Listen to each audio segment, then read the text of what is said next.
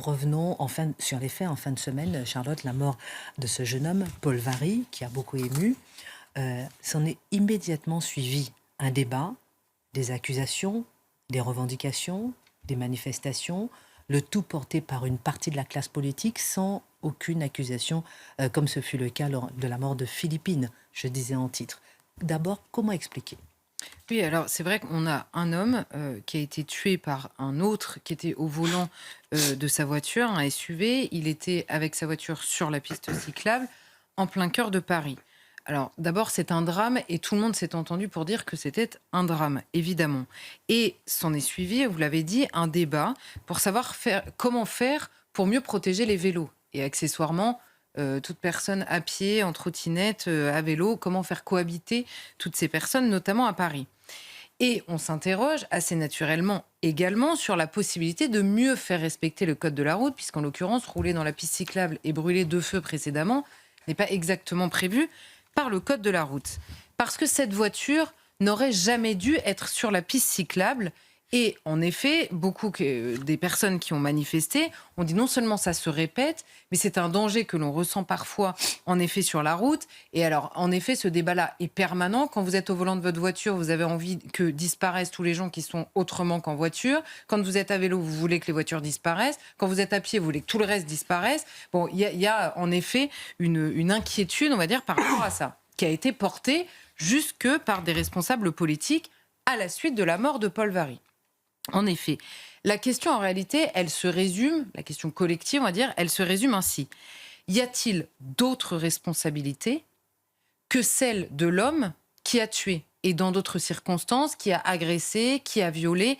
Y a-t-il d'autres responsabilités à examiner, non pas pour absolument trouver des responsables, mais pour les changer, pour demander à ces responsables-là de changer les dispositions qui ont rendu cette situation possible? En d'autres termes, les responsables politiques auraient-ils pu et donc dû éviter ce drame? C'est une question qui est assez naturelle et qui est venue cette fois-ci comme d'autres. Si la réponse est oui à cette question, elle mérite d'être posée dans le débat politique. C'est ce qui s'est passé. Ensuite, vous avez plusieurs manières d'y répondre. Vous avez plusieurs manières de la trouver légitime ou non et de trouver les solutions légitimes ou non. Mais il se trouve que ça s'appelle le débat politique. Mais au moins, la question est posée. Lorsque Philippine, que vous avez citée tout à l'heure, est morte assassinée par un homme déjà condamné pour viol, qui était sorti de prison avant la fin de sa peine et qui était sorti de centre de rétention administrative avant d'être expulsé, la question était la même. Comment mieux protéger les Français? Comment faire mieux appliquer l'OQTF qui avait été prononcé? Parce que cet homme, de la même manière que cette voiture n'aurait jamais dû être sur la piste cyclable, cet homme n'aurait jamais dû être en France en vertu des mêmes lois, le code de la route dans un cas et le code de séjour des étrangers dans l'autre. La question n'est pas plus ou moins scandaleuse à quelques heures de la mort de ces personnes, elle est la même. Elle se pose de la même manière à la classe politique. Le citoyen interroge le politique, estimant qu'il doit agir, et ensuite, en effet, s'ouvre le débat. Si la question est la même, ma chère Charlotte, jusqu'à présent, c'est magistral, hein, la façon dont vous posez les choses. Comment expliquer une telle différence de traitement entre les deux affaires et même plus largement avec d'autres? Certaines victimes reçoivent un soutien que l'on appelle récupération en d'autres cas. Que les personnes, de manière générale, dans la société et dans la classe politique, aient des affinités pour tel combat politique plutôt que pour tel autre, est normal. Donc forcément, il y a des victimes quand vous avez milité toute votre vie, je vais reprendre cet exemple-là, toute votre vie pour la place du vélo dans la ville et que Paul Varry meurt, c'était d'ailleurs son cas à lui, il y a certaines personnes qui se sentent beaucoup plus investies, qui ont une compassion naturelle beaucoup plus grande, c'est normal. C'est aussi normal dans d'autres cas par ailleurs. Donc ça, la question n'est pas là, hein, que certains soient plus touchés par des histoires que d'autres n'est pas absolument pas là. Que nos réponses divergent à ces situations est également légitime. C'est normal que nous n'ayons pas tous le même regard. Mais interdire de se poser une question, voire interdire certaines réponses quand par hasard la question est posée, alors là, ça n'est plus normal du tout. Là, ça relève du totalitarisme et de la gestion totalitaire des questions qu'il est possible ou non de poser après un drame. Et ce que l'on voit dans les affaires récentes, c'est un double mouvement finalement. C'est l'interdiction de poser la question Lorsque la réponse trop évidente gêne, parce que souvent il y a plusieurs réponses qui s'additionnent, il y a plusieurs problèmes qui s'additionnent évidemment, mais parfois il y en a une qui apparaît de manière trop évidente et donc on interdit la question. Vous avez le droit de pleurer, comme nous le disait Mathieu, vous avez le droit de pleurer, certainement pas de réfléchir. Et ensuite vous avez le double mouvement qui est l'interdiction d'apporter une autre réponse à la question lorsqu'elle est posée. Et on voit ce double mouvement. Philippine et Lola qui avait fait parler, là c'est la question qui était interdite. Pourquoi ? Parce qu'elles ont toutes les deux été assassinées par des personnes sous OQTF. Et c'est le sujet qui politiquement était ressorti en premier. Mais vous voyez que le responsable qu'il est interdit de pointer, c'est l'étranger sous OQTF en l'occurrence. Mais quand le sujet s'est imposé, certains ont essayé de poser d'autres questions. La question de la psychiatrie en France, la question de la récidive, on l'a vu avec Philippine, certains nous ont dit le sujet c'est la récidive. Donc certaines questions ont le droit d'être posées, d'autres non.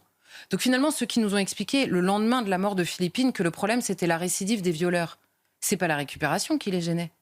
Puisque si récupérer c'est juste en parler, ils en parlaient aussi.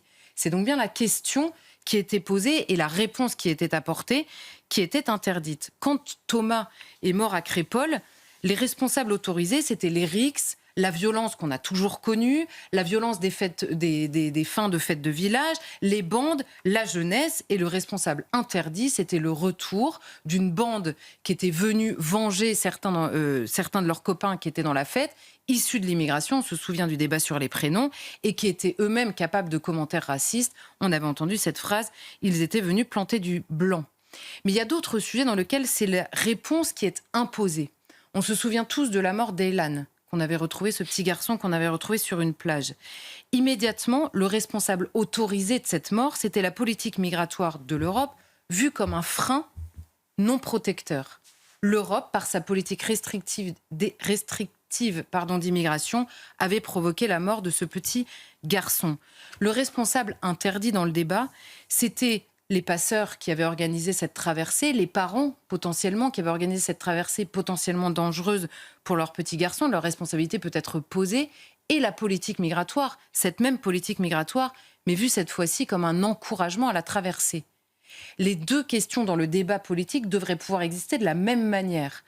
Ensuite, on avait une AL, évidemment, le responsable autorisé, c'était non pas le policier, non pas les deux policiers, mais la police. Là, non seulement la récupération était possible, mais la généralisation l'était également. Le débat interdit, évidemment, à ce moment-là, c'était le fléau du refus d'obtempérer et l'impunité mortelle qu'il génère chez des gamins qui, en effet, à force de ne pas être punis, continuent en prenant de plus en plus de risques. Dans l'histoire, et alors là, je change un peu de sujet, mais dans l'histoire du procès, vous savez, pour les viols de Mazan, il y a une lecture qui s'est imposée, qui est celle de, non pas des hommes qui se sont comportés de manière monstrueuse, mais les hommes, le patriarcat, la masculinité, comme si tous les hommes, par nature, étaient capables de telles horreurs.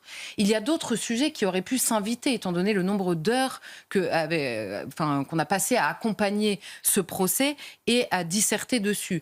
C'est le rapport à ces réseaux sociaux. On avait vu Coco, on en avait beaucoup parlé sur ce sujet. C'est le rapport à la pornographie, puisque dans le procès, il a été dit que certains d'entre eux consommaient, et de manière extrêmement hard, une pornographie qu'ils utilisaient dans les mises en scène avec cette femme. Bref, il existe une infinité de lectures qui peuvent d'ailleurs s'inviter les unes les autres dans le débat public.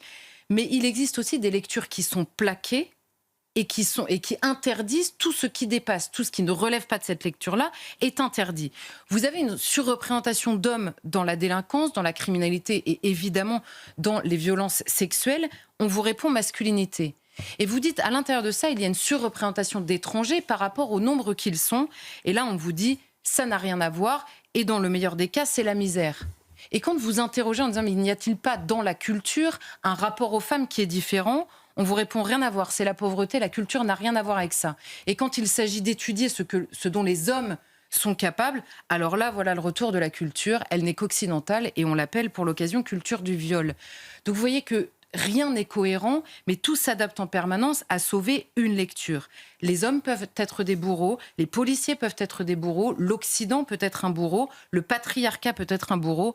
tout ce qui est assimilé au vieux monde qu'on a voulu faire disparaître il y a quelque temps. Et ce vieux monde, justement, roule en voiture. La boucle est bouclée. Il est possible, cette fois-ci, de le dire et de généraliser. Ça n'est pas, encore une fois, la récupération qui est interdite. Ce sont les sujets qui remettent en cause le progressisme et ses déclinaisons migratoires, sociétales et politiques uniquement. Mais dans l'histoire tragique de ce jeune cycliste, que retenir de la manière dont le sujet a été traité? Il se trouve qu'il y a une malhonnêteté qui a éclaté en la personne, en l'occurrence, de Madame Hidalgo. Pourquoi ? Parce que Madame Hidalgo, c'est elle qui, la semaine dernière, et Mathieu nous en avait parlé, s'était dite glacée par l'existence d'affiches, en l'honneur de Philippine en l'occurrence, faisant mention d'une description littérale de ce qu'était son meurtrier, en l'occurrence un étranger sous OQTF. Et aujourd'hui, Anne Hidalgo ne voit pas du tout quel est le problème d'encourager et même d'incarner un discours dans lequel on ne décrit pas l'homme qui était au volant d'un SUV et qui a tué Paul, mais la violence motorisée. C'est une désignation du coupable qui est beaucoup plus large que ce qui était sur les affiches de Philippine, en l'occurrence, qu'elle nous avait décrite comme étant raciste. On visait un homme, on le décrivait, et il se trouve que c'est lui qui avait violé. Cette fois-ci, on vise tous les autres, et Madame Hidalgo ne voit pas la différence entre les deux. Alors évidemment, les versions dans la mort de Paul varient énormément entre l'avocat et l'autre, donc restons évidemment prudents.